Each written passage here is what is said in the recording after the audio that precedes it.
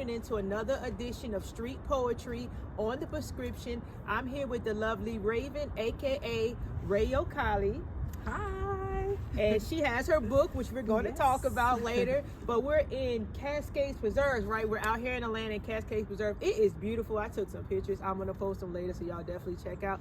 But you know I ain't gonna hold you up. I'm gonna go ahead and let her say her poem, and then we're gonna do Behind the Poet. You ready? Yes, I'm ready. All right.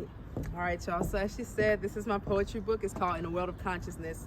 And one thing that I like to do is when I share poetry from this book, I always have someone pick a number. So I'm gonna have our lovely host pick a number between 1 and 29 for us. All right. So I'm gonna go with number 3 for the Empress. Ooh, nice. You know what's crazy? I think I got on my 333 necklace today too. There you go, It's right there, somewhere. right there. I think it's on here. I don't know where it's at. And I'm wearing my so 3 for the Empress. That's perfect. All right, so this poem was written on June 17th, 2019, and it's called Source. Source, you are the finish line. What are you searching for? All is within. Your path is not linear. There is no goal. Your path is cyclical, infinite, infinity, deliberately slow, unwanted momentum. Meditate, tap in, and bring forth all that you're meant to. Source. Okay, I'm gonna have you read another one, but before we go to another one, man, that poem right there, like that poem is crazy. Just source, just tapping in, knowing that your path is slow, it's deliberate, but it's meant for you. So I love that. So what was the thought? What was the thought like when you was writing that? Because that one deep right there. Honestly, with that one, it was like I was reminding myself that everything is a cycle, you know, and like don't feel like everything has to be A, B, C, 1, 2, 3. Because a lot of times we feel like we're doing something wrong because we're repeating something that we know we did before, and we feel like, I should know better, I should do better. But at the same time, everything isn't a linear process. Sometimes you have to go back just to go forward. Sometimes you have to revisit certain things just so you can clear it out all the way so that you can move forward to the next step. So that was my own reminder that like everything is in alignment with source. Everything is in alignment with your core and your center. And like, don't beat yourself up if it's not ABC 1, 2, 3. Because everything isn't always linear. So I think that was my thought process with that one. I like it, and it makes so much sense. We all need to be reminded of that in this crazy. Oh, man, I'm trying to tell you. Some days they be like wee. All right, so I'm gonna do another number. Let's see. Well, let's go with 21. 21. Yes. 1 plus 2, 3. Yeah, I like that. I like that. Or 2 plus 1 is 3. Yeah. Okay. 7 times 3. Ooh, yes. Okay, so this one was written on August 26th, 2019, and it's called Feminine. Feminine, show them your divinity of energy. Are you feeling me? Because I'm feeling you as soon as you step through. Tell me something. Are you living in your truth? And if not, what do you plan to do? You will never be satisfied living to satisfy others, that is. Because self-satisfaction is the gift that uplifts. Bless yourself with the wisdom that you give. Apply your knowledge and watch your life shift. Stay dedicated, don't ever quit. Learn what makes you go and what makes you tick. Stand for something so you do not fall. Abundance is here, but you do not need it all. Set goals and objectives so you are involved in the life that you dreamed of for so long. Your power as a woman is unmatched. Your soulful essence is that which the patriarch combats, but a seed planted deep will be deeply rooted. And the darkness turns to bright light that is as dense as fluid washing over you. Purity. Dancing in the breeze with fluidity, a flower that blossoms so beautifully with gangster, a light heart, and maturity. What more could you ask for? I walked through open doors, only to discover myself, my wealth. Moving in stealth has been great for my health, but no matter, my life speaks even in the silence of my voice. Words provoke emotion, but action is a choice. I chose to move with intention, and like rockets, I shot to a different dimension. We are not on the same plane, plain and simple. I leveled up and I smiled so hard it showed my dimples. Sheesh. I love my newfound peace. I've woven together a masterpiece. As I masterpiece, I find self-love. Recognize the God in me, as below, so above. Feminine. Hey, I love that. And I love how it ends as so below, as so above. Yes. That's something that I have been hearing a lot of just randomly in different things. Just it keeps Ooh, it keeps hitting you. And I'm like, what? Message, like, what's the okay. I mean, awesome. To me, that poem, I think I can kind of figure your mindset, but I just want you to kind of go in through, your message so much so in that poem, the feminine.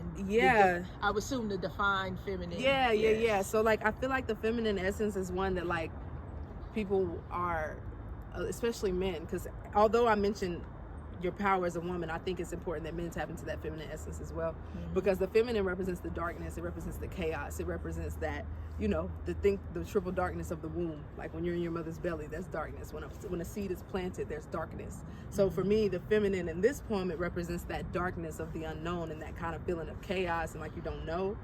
But it's like, embrace that darkness, embrace that chaos, love it, because without it, nothing else can come to light. Nothing can come into form if it wasn't in the darkness first. So I think this poem was just me embracing that, and like the peacefulness within embracing that chaotic energy that is the feminine, or that unknowingness, or that unknown that is that dark feminine essence. So yeah, that's that one. I like that because like I be kind of understanding, like even in the beginning of the Bible, light came from dark. Right. Let there be light. In the beauty, I always say the beauty in destruction, beauty in chaos. So yes, you have to embrace that dark. Even when we're ascending, we have to merge our light and dark bodies. So yes, I definitely understand. Finding that balance. That balance is key. That delicate balance. It's very delicate. Definitely. So your book. Yes. In the World of Consciousness. Yes. So when was it published? It was published on April 13th, 2020? Yeah, April 13th, 2020. Okay, so how long did it take you to actually write your book? So the story behind this. Okay, yes, let's hear the story. All right, so I was actually hosting a fashion show. Okay. And there was a moment where like the models weren't ready and they were like, hey, can you like improvise?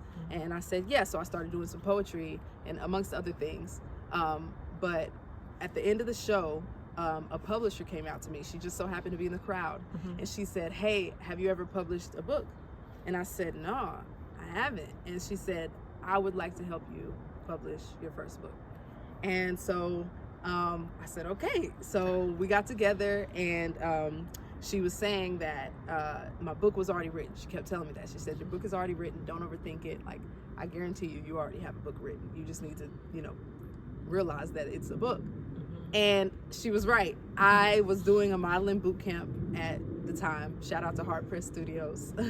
Shout out. In Greensboro, North Carolina. They were having a boot camp that I was a part of, and I realized that as we took our pictures in the boot camp, I wasn't getting, I wasn't able to use as many pictures as I wanted. So I started posting 3 pictures at a time on Instagram to, show the, consistency and make it real cute on my page. But under each picture, I wrote a poem. And so I literally was waking up in the mornings on like every Monday, Wednesday, and Friday. I was posting one of my pictures from the photo shoots at the boot camp, and then I would write a poem underneath it. And later when I met her, so her name is Taylor from Taylor Publishing Group. So shout out to Taylor Publishing Group. She's the one that helped me publish this beautiful work of art. Definitely. And that cover is beautiful. Yes. And I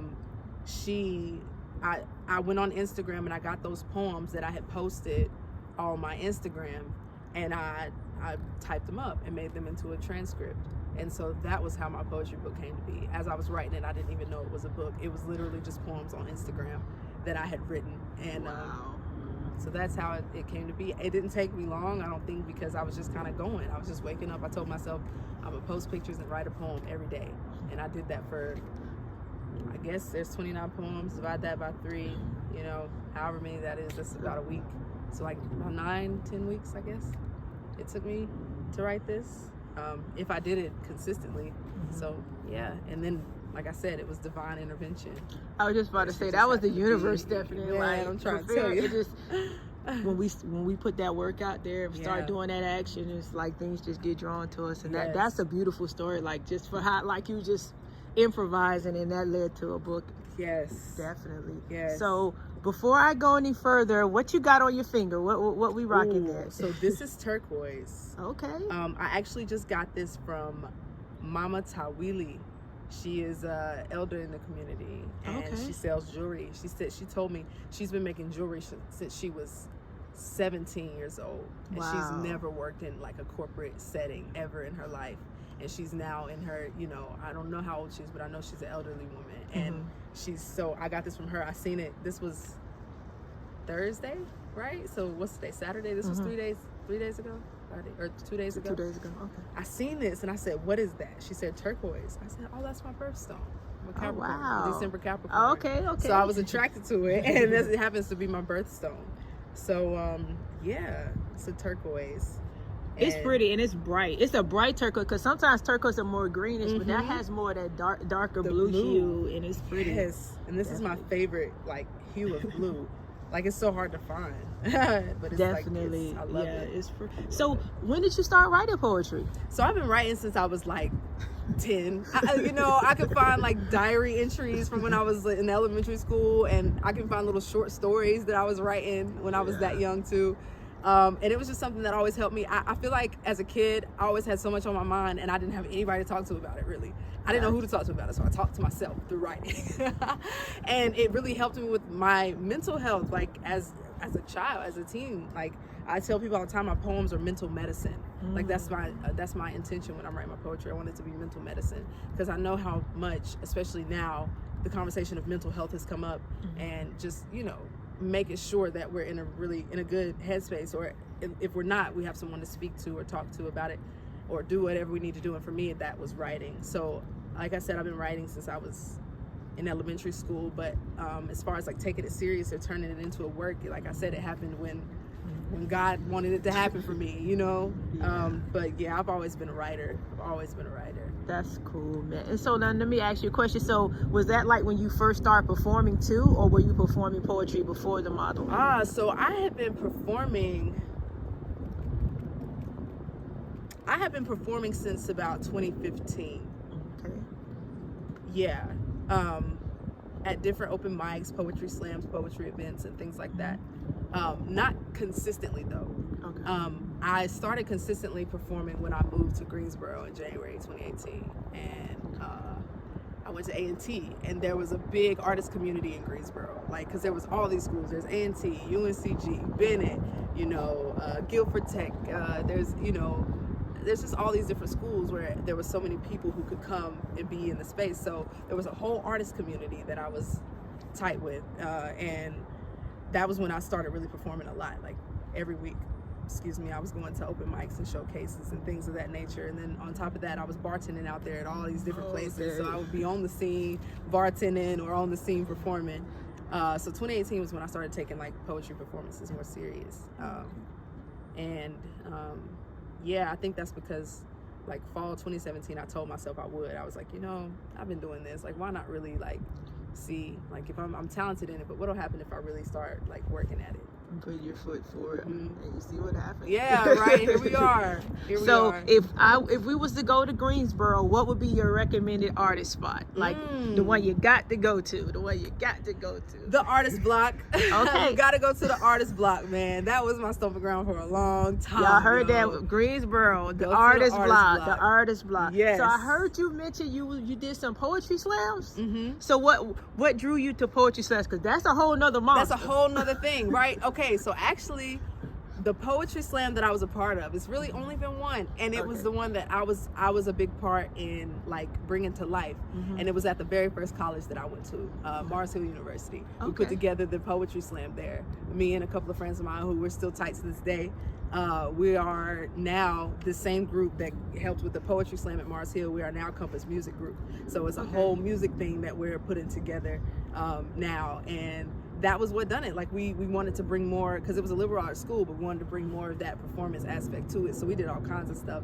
And there's a video on YouTube of us, and it was like our first poetry slam together. Oh my gosh, it's just memories. Like, that was so shout out to Marlon and Bakari, like that was the start of something really big, and we didn't even know at the time, Wow. But yeah, that was the one and only poetry slam that I did, and it was really amazing. And then later I did like some competitions and stuff where I like did poetry. But that was like the only poetry slam experience all the way back in 2015, 2016, something like that. And the crazy thing is you actually helped organize it and you were a part of it. So that even makes it like way more special. Yeah, it was awesome. Yeah, so I see you segue into your music. So we're going to go ahead and talk. I know you do music as well. You want to go ahead and just kind of give us what's your feel for music? What drew you to music, and what kind of genre do you encompass in your music? Yeah, so I've always had an ear for music. I've always just loved good music. My parents, they were always, and aunties, grandparents, they were always uncles too, cousins, everybody. We was all listening to old school, like the 90s music, like, I've always loved good music that makes you feel good. The Michael Jackson, Anita Baker, Kim, you know what I mean? Like that realm, Sade, like, that's that feel good music. And it's so funny because I love R&B, but I think I've been, I've shied away from singing on my own music because I was like, I'm a poet, I want to do poetry. Like, I think I have currently I have one single out, and it was I dropped it on my birthday. It's called Stay Out the Way. Y'all go stream that. It's on all streaming platforms. That's the only song I've dropped so far, and that's more on the rap side, but I'm wanting to explore my sound and just see, whatever comes out, because like I said, I love poetry, but I definitely wanted to add the musical aspect to it because I just love music so much, and it's so fun getting in the studio and creating.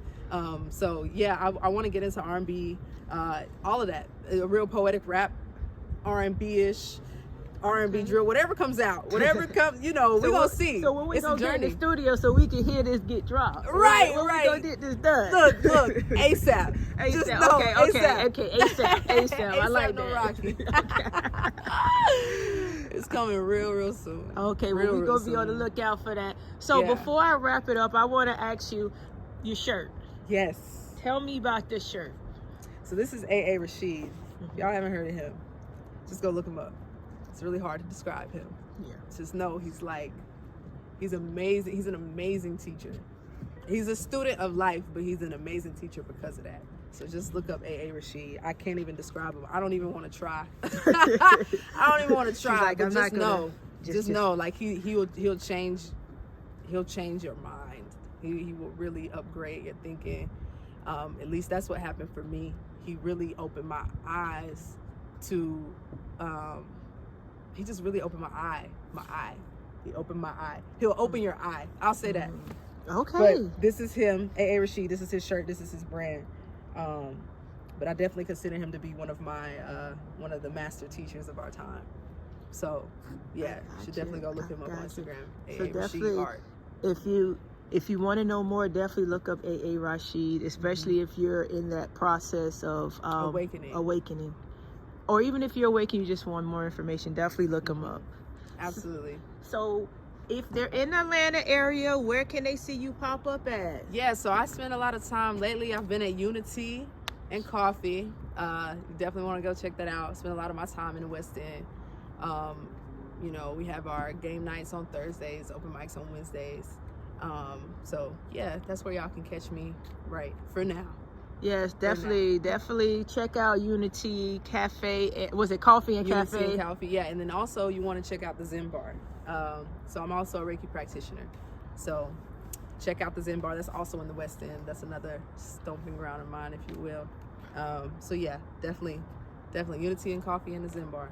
All right. And one last thing, because you threw that out there, what made you decide to go into Reiki? Yeah, so I actually met my Reiki master, and she was saying that she had been looking for new students, right? And like she pointed out who her students were, but something told me to tell her, like, I'm gonna be one of your students, right?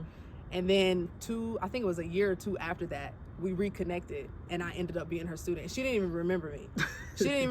But I remember her. Yeah. And then I actually ended up being the only person that actually studied underneath her and became one of her apprentices, because she told me that Reiki came to me naturally. And for those of you who don't know, Reiki is a form of energy healing, and it's underneath the same umbrella or similar umbrella of like yoga, meditation, like healing, energetic healing practices, basically. And what it does is it focuses on the 7 main energy centers in your body, which in Sanskrit is called chakras. Each of them have different ideals, if you will, that they focus on. So the root is security, the solar plexus or the sacral chakra is like your creativity, solar plexus is your willpower and desire, so on and so forth. And each of them can be blocked. So what Reiki does is it helps to heal and balance those chakras. And what got me into it was watching myself go through my own attunement and how it completely shifted the way my life was going. I specifically, the story I like to tell is when we did my heart chakra attunement. I was having flashbacks of when the different times my heart got broken and I didn't even recognize it. Like, and for example, one of those, I played basketball from the time I was 7 years old until my sophomore year of college. And one of the flashbacks I had was this moment in high school. I can't remember what game it was, but it was like a big game, like during the playoffs or right before we went to playoffs or something. And I remember I went to play defense on this girl. It was like a few seconds on the clock. And she ran into me. I thought it was a charge. They called a foul. She shot the free throws and we lost by 1 point. That broke my heart because I felt like I was the reason we lost the game. So it's things like that like affect you, and they kind of hit you in an energetic way. But because we're not focused on the energy of things, we're more focused on the physical aspect of things, it makes us not heal those things because we don't even know there's a wound there. People die from grief all the time, and it's not because somebody cut them. It's not because somebody shot them. You know what I'm saying? They energetically were cut, or they energetically felt like they had been shot. So they die from that grief. There's 7 other energy centers in your body that have those effects energetically, or there's different energetic effects that happen and you don't even know because nobody's talking about that. So when I went through my attunement and I seen how it shifted my life and it helped me to heal, I was like, oh my goodness, this is crazy. Like, people need to know about this because nobody's talking about it. There's a whole spiritual and energetic realm that exists, but you know, especially in the Western world, we're not focused on that. We're focused more so on the physical. So we're missing out on a lot. So that was what made me want to get into Reiki, because everything for Reiki you do for self first and then for others. So anything I do for others, I've done for myself first. And I really know how it helped me. So it helps me to help others to learn how to heal themselves. I'm not here to heal you. I'm here to help you learn how to heal you. And I love how you put that last line, because people don't really realize no one can really heal you. They can give you the tools, they can give you tips, and they can show you, but in the end, we can only heal ourselves. Absolutely. And I love, I wish that could ring somewhere. You cannot heal, you cannot save, you can only show. Yes. Be a guide. You're guiding light. Guiding light. That's all I'm here to do. Inspire. And you're shining right now. Thank you. Thank you. All right, so go ahead and give them your Instagram and how they can get in contact with you, whether they want poetry, music, or Reiki healing, everything. Perfect. So I can be found on Instagram at Rayo, Rayo.Kali, Kali, Rayo.Kali on Instagram. And yeah, the book is on Amazon. Y'all can click the link in my bio for all the other things. Stay out the way on all streaming platforms, and more music and poetry coming very soon. And we gonna hold her to that. Y'all hear that? We gonna hold Rayo to that. Well, Rayo, thank you so much for this. We freezing, so we gonna get out of here. Y'all just do not have no idea how cold it is. Out of nowhere. But she making it look flawless, because I'm back here shivering behind this camera. But anyway, as I always say, love and light. Thank you guys so much for tuning in. Thank you, Rayo Kali. And you have a wonderful day. And y'all guys have a great day. Peace and love.